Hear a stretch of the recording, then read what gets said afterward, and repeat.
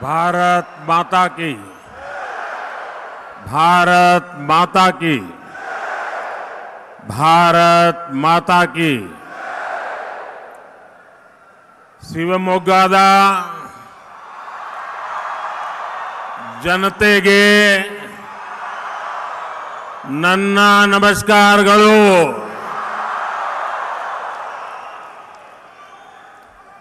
मैं शक्ति स्वरूपा सिगंदरू चौड़ेश्वरी देवी के चरणों में श्रद्धापूर्वक प्रणाम करता हूं. हम सभी के लिए आपका ये प्यार, आशीर्वाद, जन समर्थन की ये लहर कर्नाटका के कोने कोने में बीजेपी को मिल रहा अपार जन समर्थन, ये ऊर्जा, ये दृश्य अपने आप में ऐसा लग रहा है कि पूरा मैदान ऊर्जा से भरा हुआ है.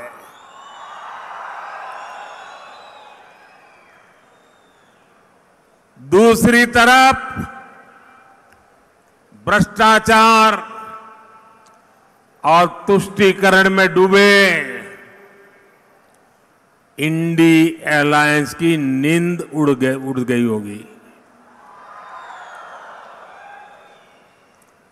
और शिवमोगा तो खास तौर पर ये ऐसी भूमि है, जनसंघ के जमाने में जब हमें कोई जानता नहीं था, कोई हमारा म्युनिसिपैलिटी का मेंबर नहीं होता था, ऐसे समय येदियुरप्पा जी ने अपनी पूरी जवानी यहां खपा दी थी. ये उनकी तपोभूमि रही है. इस क्षेत्र की, कर्नाटका की हर सीट से मोदी का डेवलपमेंट एम्बेसडर को हमें चुन करके दिल्ली भेजना है. आपको कर्नाटका की 28 की 28 सीटें, ऑल 28 सीट बीजेपी एनडीए को देने के लिए मैं आज आपको प्रार्थना करने आया हूं.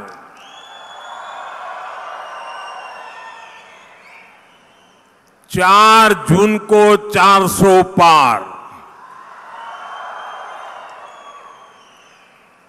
4 जून को 400 पार के मिशन में कर्नाटका की आप सभी मतदाताओं की बहुत बड़ी भूमिका है. और इसलिए आखिर करे 400 सीटें की बात क्यों कर रहे हैं हम? ये 400 सीटें क्यों? विकसित भारत के लिए 400 पार, विकसित भारत के लिए, विकसित भारत के लिए, विकसित कर्नाटका के लिए, विकसित कर्नाटका के लिए, गरीबी कम करने के लिए, गरीबी कम करने के लिए, आतंक पर प्रहार करने के लिए, भ्रष्टाचारियों पर कार्रवाई के लिए, किसानों की समृद्धि के लिए, युवाओं के नए अवसर देने के लिए ई बारी नानूरू मेरे, ई बारी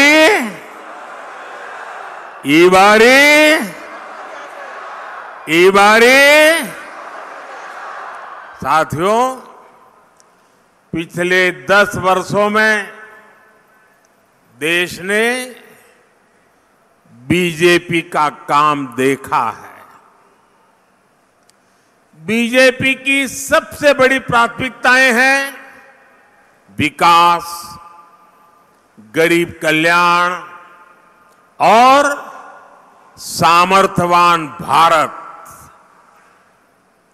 वहीं दूसरी ओर कांग्रेस है। कांग्रेस के पास विकास का एजेंडा नहीं, इसलिए वो तरह तरह के हथकंडे आजमाती है। कांग्रेस का पहला हथकंडा है झूठ बोलो,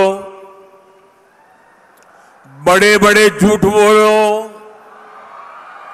बार बार झूठ बोलो, जहां जाओ वहां झूठ बोलो, सुबह शाम झूठ बोलो। कांग्रेस का दूसरा हथकंडा है अपने झूठ को ढकने के लिए नए झूठ बोलो।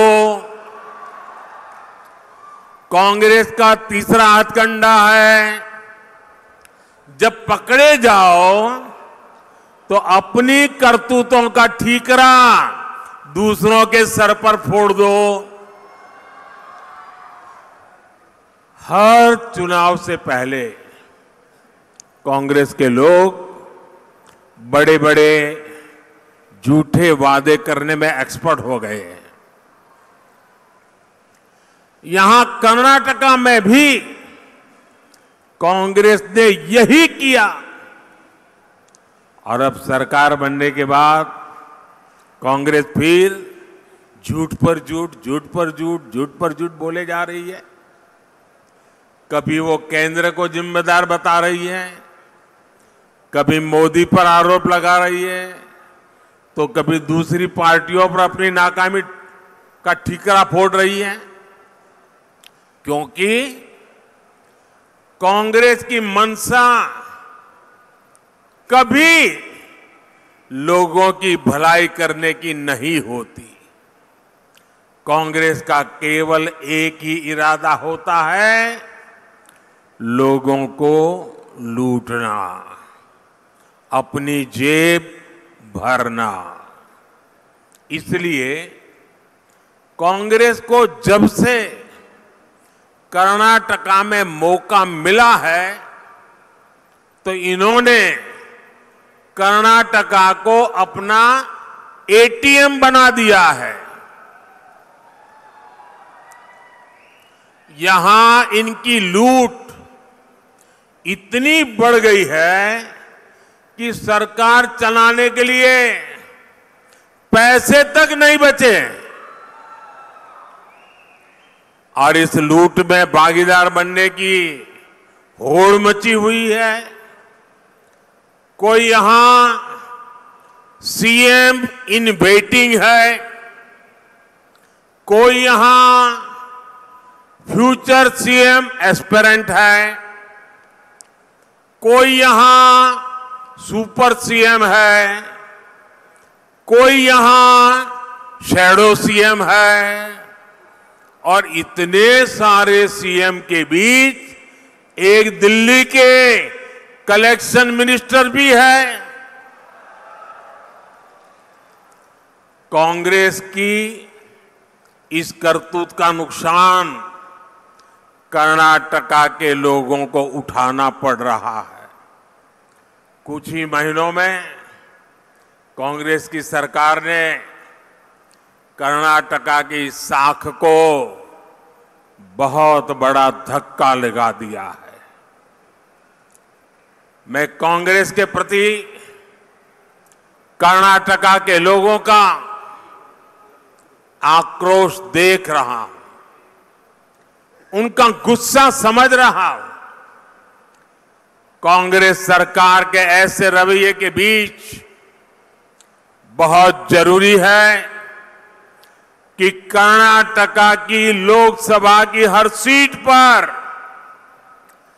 बीजेपी एनडीए को विजय मिले। बीजेपी एनडीए के सांसद कर्नाटका के लोगों की सेवा के लिए काम करेंगे, यहां केंद्र की योजनाओं को अच्छी तरह से लागू करने में मदद करेंगे।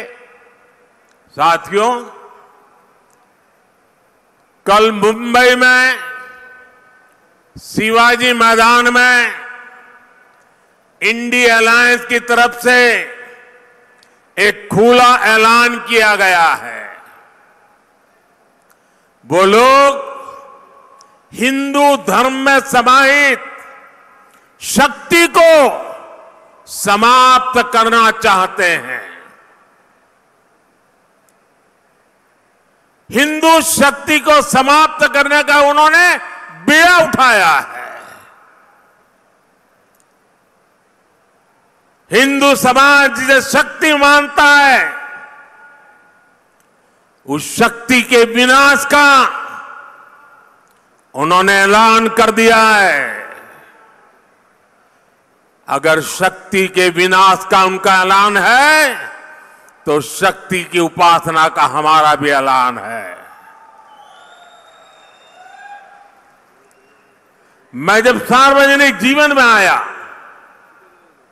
जब मैंने अपने समय का पल पल और शरीर का कण कण लोगों की सेवा के लिए समर्पित करने का संकल्प लिया, तो मुझे इसी शक्ति ने ऊर्जा दी।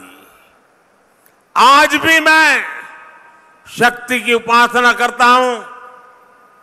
देश के कोटि कोटि लोग हिंदू धर्म की शक्ति के उपासक हैं, और मैं तो हैरान हूं। कल शिवाजी पार्क में शक्ति के विनाश का ऐलान हो रहा है।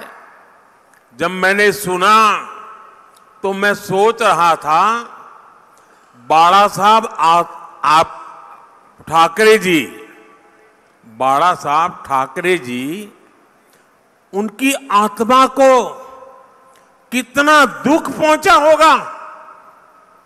शिवाजी पार्क में शक्ति का विनाश करने का ऐलान किया जाए, वो भी शिवाजी पार्क में, और उस भूमि पर जहां का बच्चा बच्चा जन्म से जय भवानी जय शिवाजी का मंत्र लेकर के बड़ा होता है। छत्रपति शिवाजी महाराज तुळजा भवानी से आशीर्वाद लेकर के हिंदवी स्वराज की स्थापना के लिए निकल पड़े थे। वे शक्ति के उपासक थे, और उसी शिवाजी पार्क में शक्ति के विनाश का ऐलान किया जाता है। और कौन लोग मंच पर बैठे थे, पता नहीं बाला साहब की आत्मा को क्या होता होगा।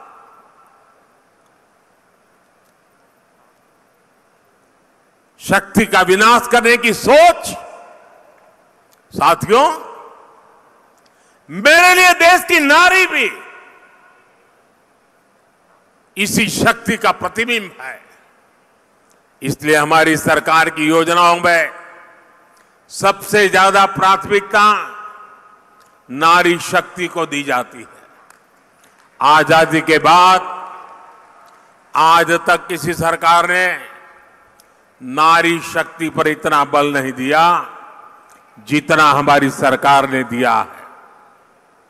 और इसलिए ही जब चंद्रयान वहां पहुंचा जहां कोई नहीं पहुंचा था, तो हमने उस स्थान को शिव शक्ति पॉइंट का नाम दिया।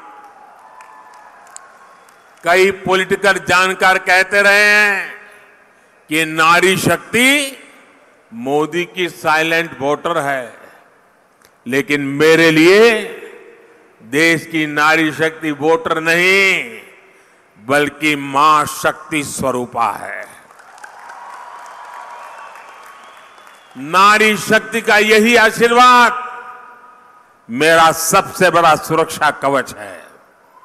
हम तो हमेशा से कहते आ रहे हैं, या देवी सर्वभूतेषु शक्ति रूपेण संस्थिता नमस्तस्यै नमस्तस्यै नमस्तस्यै नमो नमः।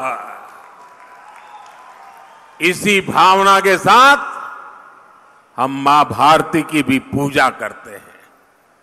इसी भावना के साथ हम मां भारती की शक्ति उसे बढ़ाना चाहते हैं। हमारे राष्ट्र कवि कुवेंपु ने भी कर्नाटका की इस धरती के लिए क्या कहा था? कुवेंपु जी ने कहा था, मंत्र कणा, शक्ति कणा, ताई कणा, देवी कणा। उन्होंने कर्नाटका माता को भी शक्ति के रूप में देखा था। इंडी अलायंस के लोग अब इसी शक्ति को कुचलना चाहते हैं, तबाह करना चाहते हैं, समाप्त करना चाहते हैं। इन्हें मां भारती की बढ़ती हुई शक्ति से नफरत हो रही है। इन्हें भारतीय नारी का उत्थान अच्छा नहीं लग रहा है। इन्हें भारतीय नारी का सशक्तिकरण पसंद नहीं आ रहा। शक्ति पर वार का मतलब है देश की माताओं, बहनों, बेटियों पर वार। शक्ति पर वार का मतलब है नारी कल्याण की योजनाओं पर वार। शक्ति पर वार का मतलब है मां भारती की शक्ति पर वार। ये शक्ति ही है जिसके अवतरण से भारत की भूमि से आतंक और अत्याचार का अंत होता है। इंडी अलायंस ने, कांग्रेस ने इसी शक्ति को ललकारा है। कांग्रेस को इसका जवाब देश की हर महिला, हर बहन, हर बेटी देगी, शक्ति का हर उपासक देगा। 4 जून को इन्हें पता चल जाएगा कि शक्ति को ललकारने का मतलब क्या होता है। साथियों, कांग्रेस सत्ता हासिल करने के किसी भी हद तक जाने वाली पार्टी है, लेकिन अंग्रेज तो चले गए, लेकिन कांग्रेस ने अंग्रेजियत वाली मानसिकता नहीं छोड़ी। बांटो और राज करो, वो अपनी विरासत कांग्रेस को देख करके गए हैं। कांग्रेस ने पहले देश को बांटा, जाति में बांटा, समुदाय में बांटा, धर्म, क्षेत्र और भाषा के आधार पर लोगों को बांटा और सत्ता हासिल करने के लिए कांग्रेस ने देश का बंटवारा भी कर दिया। लेकिन फिर भी बांटने वाली इस मानसिकता वाली कांग्रेस को इतने से संतोष नहीं हो रहा है। अब कांग्रेस फिर से देश को बांटने वाले खतरनाक खेल भी खेलने लगी है। अभी अपने इस मंसूबे पर भी खुलकर बोलने लगे हैं।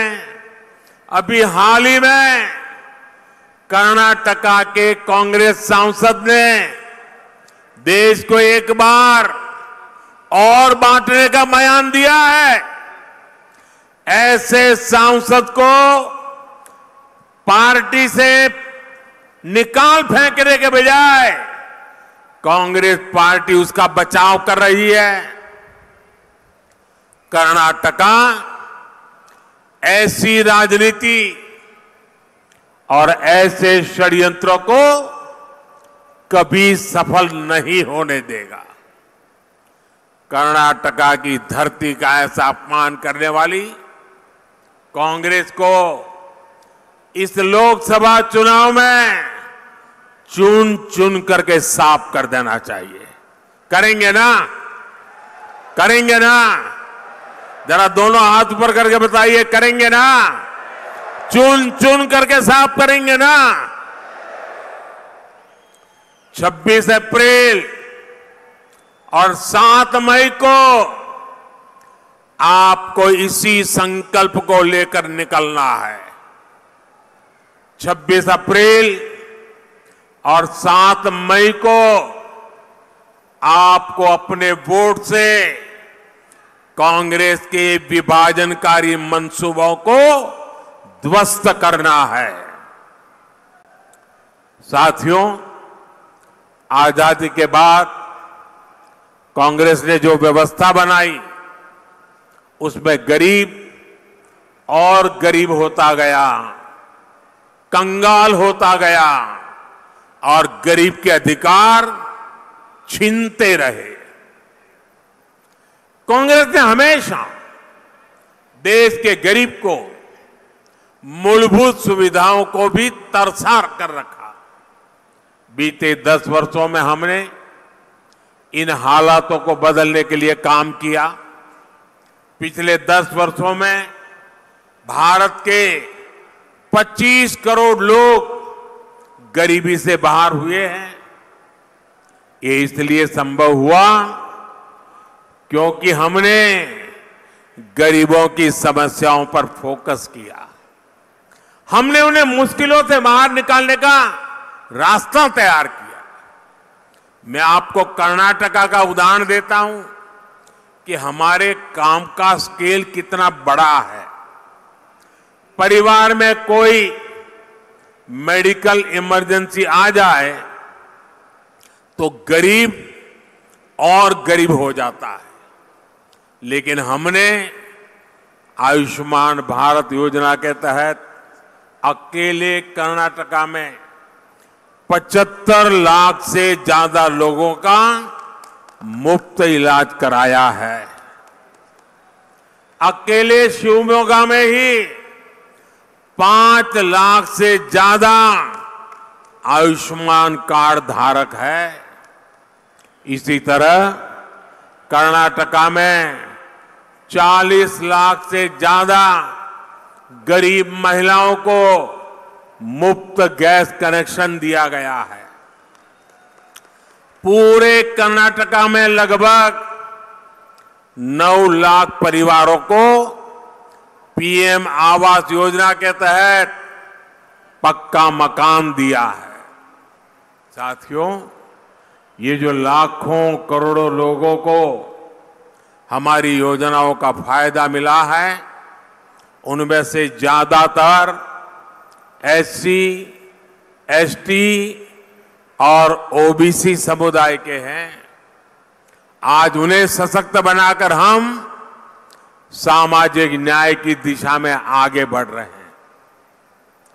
पिछली बार मैं यहां शिवमोगा एयरपोर्ट का उद्घाटन करने आया था। मुझे याद है कि यहां की हक्की पिक्की जनजातीय समुदाय के लोगों से मेरी लंबी चर्चा हुई थी। उन लोगों को ऑपरेशन कावेरी के द्वारा युद्ध संकट में घिरे सूडान से बाहर निकाल लाया गया था। मैं इस बात का उदाहरण है कि अब अपने सभी लोगों के लिए काम कर रहे हैं। ये मायने नहीं रखता कि वो कहां है। ये इस बात का भी प्रमाण है कि वंचित समुदाय की सेवा के प्रति बीजेपी लगातार समर्पित है। आजाद भारत के इतिहास में बीजेपी ही वो पार्टी है जिसने एससी और एसटी दोनों समुदाय के लोगों को राष्ट्रपति बनाया है। इसलिए जब आप बीजेपी को वोट देंगे तो आपका वोट सामाजिक न्याय के लिए होगा। साथियों, आज पहली बार भारत इस मुकाम पर पहुंचा है कि दुनिया में लोग भारत के आधुनिक इंफ्रास्ट्रक्चर की चर्चा कर रहे हैं। भारत की पहचान अब हाई स्पीड वंदे भारत, नमो भारत ट्रेनों से होती है। भारत की पहचान अब मेट्रो और अंडर वाटर मेट्रो से हो रही है। भारत की पहचान अब हाई स्पीड इंटरनेट और 5G से होती है। भारत की पहचान अब गांव-गांव में UPI टेक्नोलॉजी से होती है। भारत की पहचान अब ग्रीन कॉरिडोर और एक्सप्रेस वे से होती है। बीजेपी की केंद्र सरकार कर्नाटका में भी इसी विकास अभियान को बढ़ावा दे रही है। यहां तुमकुरू और शिवमोगा के बीच नेशनल हाईवे बन रहा है। हमारी सरकार इसके निर्माण पर 6,000 करोड़ रुपए से ज्यादा खर्च कर रही है। इससे इस इलाके की पूरी तस्वीर बदल जाएगी। शिवमोगा और बेंगलुरु पहुंचने में लगने वाला समय 2 घंटे कम हो जाएगा। करीब 100 करोड़ रुपए की लागत से शिवमोगा के पास कोटेगंगूर को कोचिंग डिपो भी विकसित किया जा रहा है। शिवमोगा शहर में 2 रेलवे ब्रिज भी बनाए गए हैं, जिससे यहां के लोगों को बहुत सुविधा हो गई है। शिवमोगा, सागर जंबागरू और तलगुप्पा स्टेशनों को अमृत स्टेशन भी बनाया गया है। यहां की रेल सुविधाओं का कायाकल्प हो रहा है। साथियों, अगले 5 वर्षों में विकास के इस अभियान को और गति मिलने वाली है। अगले 5 वर्ष देश उन फैसलों का गवाह बनेगा जो पहले कभी नहीं हुए। अगले 5 वर्षों में ही भारत दुनिया की तीसरी अर्थव्यवस्था बनेगा। अगले 5 वर्षों में गरीब कल्याण की योजनाएं 100% लोगों तक पहुंचेगी। जैसे अब तक पक्का घर नहीं मिला, नल से जल नहीं मिला, आयुष्मान कार्ड नहीं मिला, सबके घर तक एनडीए सरकार पहुंचेगी। अगले 5 वर्षों में युवाओं के लिए अवसरों के नए द्वार खुलेंगे और ये रास्ता 26 अप्रैल और 7 मई को आपके वोट से पक्का होगा। 26 अप्रैल को उडुपी चिकमंगलूर सीट पर श्री कोटा श्रीनिवास, दक्षिण कन्नड़ा सीट पर कैप्टन ब्रिजेश चौटा और बेंगलुरु रूरल सीट पर डॉक्टर सीएन मंजुनाथ, इनके लिए बड़ी संख्या में वोट डालने हैं। इसके बाद 7 मई को शिवमोगा की सीट पर श्री BY राघवेंद्र और दावणगेरे में श्रीमती गायत्री सिद्धेश्वर को भारी मतों से विजयी बनाना है। मुझे विश्वास है कि 4 जून को कर्नाटका की हर सीट पर विकास का कमल खिलेगा। लेकिन इसके लिए मैंने तो बहुत गारंटी दी, आपको मुझे गारंटी देनी होगी कि हर पोलिंग बूथ में कमल ही कमल खिलेगा। खिलेगा, खिलेगा, कमल खिलेगा, कमल खिलेगा। बहुत बहुत धन्यवाद। भारत माता की, भारत माता की, भारत माता की। धन्यवाद।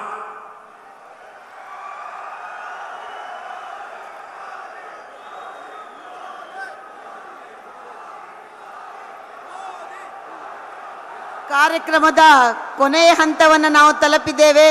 ಈಗ ವಂದನಾರ್ಪಣೆಯನ್ನ ಸನ್ಮಾನ್ಯ ವಿಧಾನ ಪರಿಷತ್ ಸದಸ್ಯರಾದಂತ DS ಅರುಣ್ ಅವರು ಮಾಡಬೇಕಂತ ಕೇಳ್ಕೊಳ್ತೇನೆ. ಭಾರತ್ ಮಾತಾ ಕಿ ಮತ್ತೊಮ್ಮೆ ಮತ್ತೊಮ್ಮೆ ಮೋದಿ ಮೋದಿ ಮೋದಿ. ಆತ್ಮೀಯ ಬಂಧುಗಳೇ, ಈ ಒಂದು ಅಭೂತಪೂರ್ವವಾದಂತಹ ಶಿವಮೊಗ್ಗದ ಈ ಒಂದು ಅಲ್ಲಮ ಪ್ರಭು ಮೈದಾನದಲ್ಲಿ ಮಾನ್ಯ ನರೇಂದ್ರ ಮೋದಿ ಅವರು ನಮ್ಮೆಲ್ಲರನ್ನ ಉದ್ದೇಶಿಸಿ ಮಾತಾಡಿದ್ದಾರೆ. ಅವರಿಗೆ ಉತ್ಪೂರ್ವಕವಾದಂತಹ ಧನ್ಯವಾದಗಳನ್ನು ಹೇಳಲಿಕ್ಕೆ ಇಚ್ಛೆಪಡ್ತೇನೆ. ಅದೇ ರೀತಿ ನಮ್ಮೆಲ್ಲರ ನಾಯಕರು, ರೈತರ ಕಣ್ಮಣಿಗಳಾದಂತಹ ಮಾಜಿ ಮುಖ್ಯಮಂತ್ರಿಗಳಾದಂತಹ ಶ್ರೀಯುತ ಯಡಿಯೂರಪ್ಪನವರಿಗೆ ನಿಮ್ಮೆಲ್ಲರ ಉತ್ಪೂರ್ವಕವಾದಂತಹ ಧನ್ಯವಾದಗಳನ್ನು ಹೇಳಲಿಕ್ಕೆ ಇಚ್ಛೆಪಡ್ತೇನೆ. ಅದೇ ರೀತಿ ನಮ್ಮ ರಾಜ್ಯದ ರಾಜ್ಯಾಧ್ಯಕ್ಷರಾದಂತಹ ಭಾರತೀಯ ಜನತಾ ಪಾರ್ಟಿಯ ಶಿಕಾರಿಪುರದ ಶಾಸಕರಾದಂತಹ ಶ್ರೀಯುತ BY ವಿಜೇಂದ್ರ ಅವರಿಗೂ ಕೂಡ ಉತ್ಪೂರ್ವಕವಾದಂತಹ ಧನ್ಯವಾದಗಳು. ವೇದಿಕೆ ಮೇಲೆ ಆಸೀನರಾಗಿರುವಂತಹ ನಮ್ಮ ಭಾರತೀಯ ಜನತಾ ಪಾರ್ಟಿಯ ಎಲ್ಲ ಪಕ್ಷದ.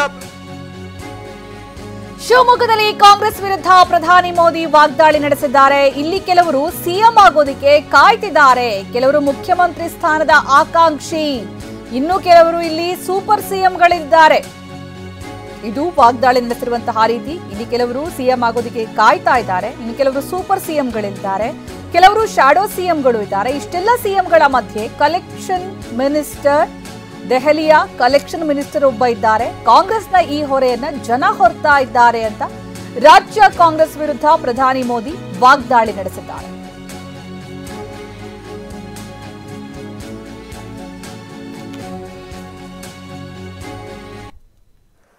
कोई यहां सीएम इन वेटिंग है, कोई यहां फ्यूचर सीएम एस्पिरेंट है, कोई यहां सुपर सीएम है, कोई यहां शैडो सीएम है, और इतने सारे सीएम के बीच एक दिल्ली के कलेक्शन मिनिस्टर भी है। कांग्रेस की इस करतूत का नुकसान कर्नाटका के लोगों को उठाना पड़ रहा है।